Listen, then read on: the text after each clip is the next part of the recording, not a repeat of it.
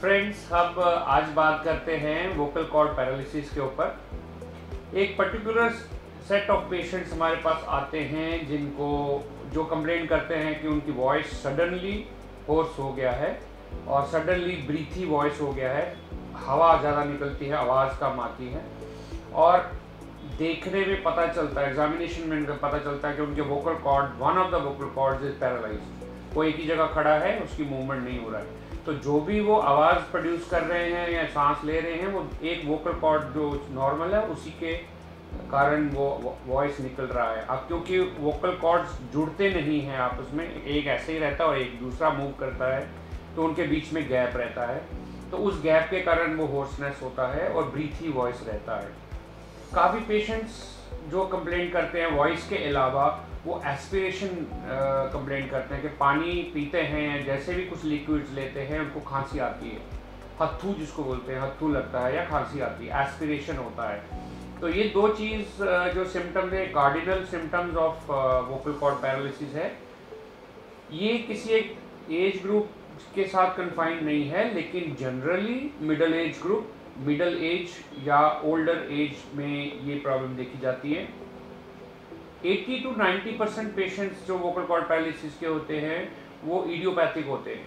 Idiopathic होता है कि जिसमें कोई कारण हम उसको असाइन नहीं कर सकते, हम ये नहीं कह सकते कि ये इसके कारण है, वो विदाउट रीज़न होता है। मोस्टली वायरल, कुछ प्रीसीडिंग वायरल इन्फेक्शन होती है, उसके बाद वोकल कॉर्ड पैरालिसिस भी होता है।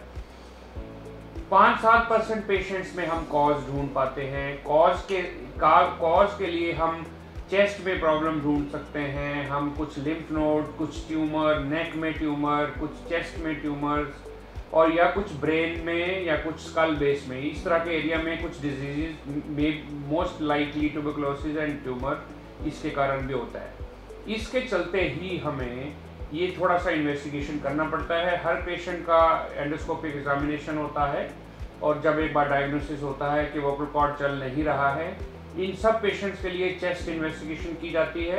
सबका चेस्ट एक्सरे होता है और या सीटी स्कैन भी हो सके तो सीटी स्कैन भी होता है और ब्रेन का भी एमआरआई या सीटी स्कैन स्कल बेस किया जाता है to rule out any serious problem. Idiopathic vocal cord palsy जो होती है, इसको कोई डेफिनेट ट्रीटमेंट नहीं है। इसमें स्टीरॉयड दिया जाता है, इसमें नर्व टॉनिक्स दिए जाते हैं और पेशेंट को एनकरेज किया जाता है कि उनका वोकल कॉर्ड अपने आप या तो ठीक हो जाए या opposite normal vocal cord compensate करे। तो ऐसे पेशेंट्स को हम नॉर्मली 15-20 दिन या महीना इंतजार करने के बाद स्पीच थेरेपी पे डालते हैं।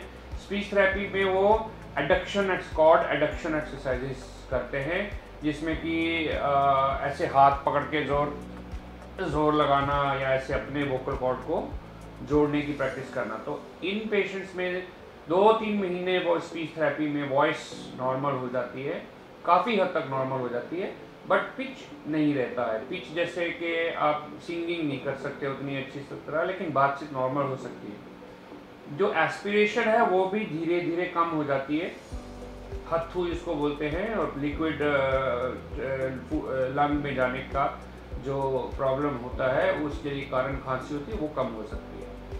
तो ये पेशेंट जो है ये काफ़ी हद तक इम्प्रूव हो जाते हैं। इडियोपैथिक पेशेंट जो नॉर्मली होते हैं वो सीख जाते हैं बोलना कैसे बोलना है, और इसका कोई बड़ा डेंजरस कोई आगे चल के कॉम्प्लिकेशन।